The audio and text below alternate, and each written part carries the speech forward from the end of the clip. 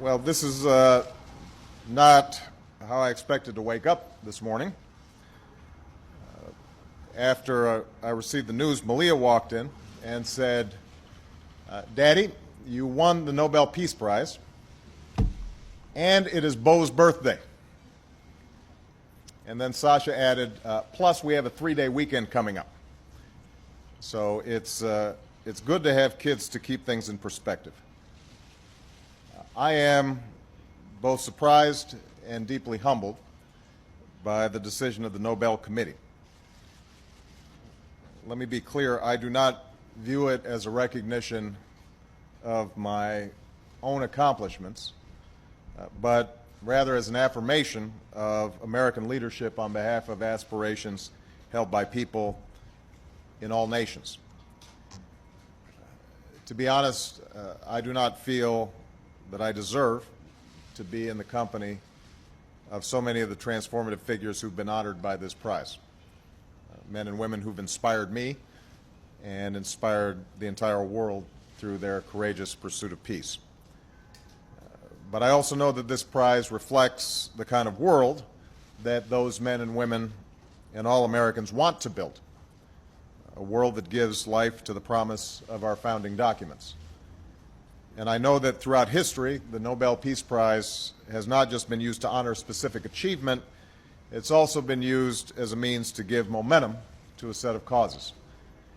And that is why I will accept this award as a call to action, a call for all nations to confront the common challenges of the 21st century. Now, these challenges can't be met by any one leader or any one nation.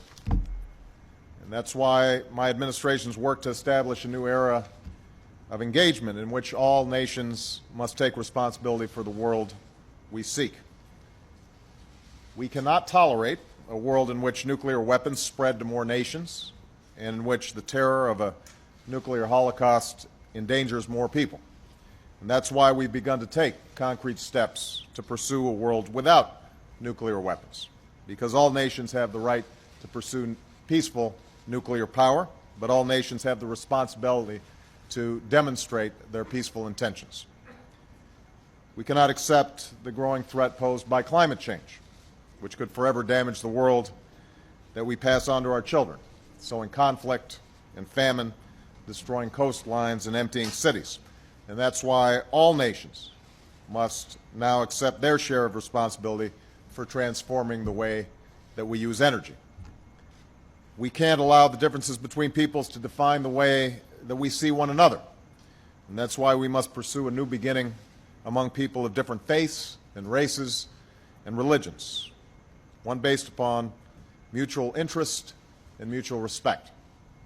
And we must all do our part to resolve those conflicts that have caused so much pain and hardship over so many years.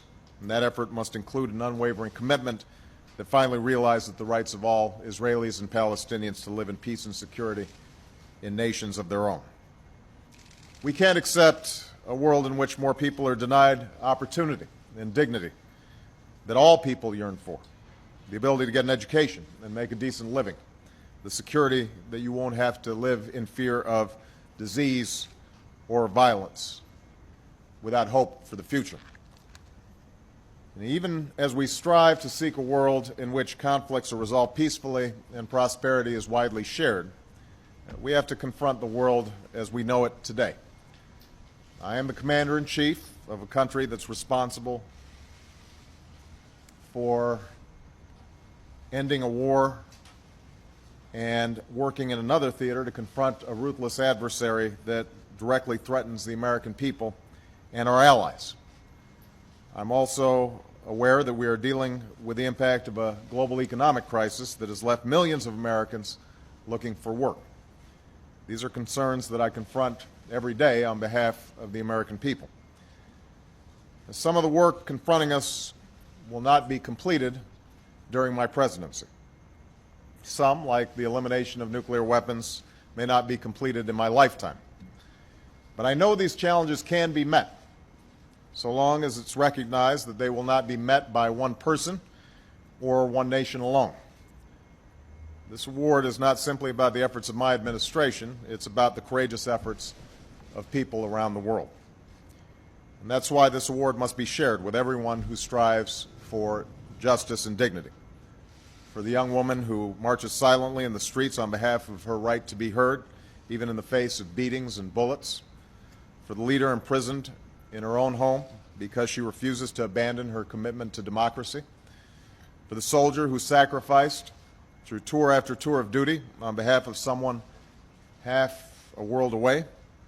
And for all those men and women across the world who sacrifice their safety and their freedom and sometimes their lives for the cause of peace. That has always been the cause of America.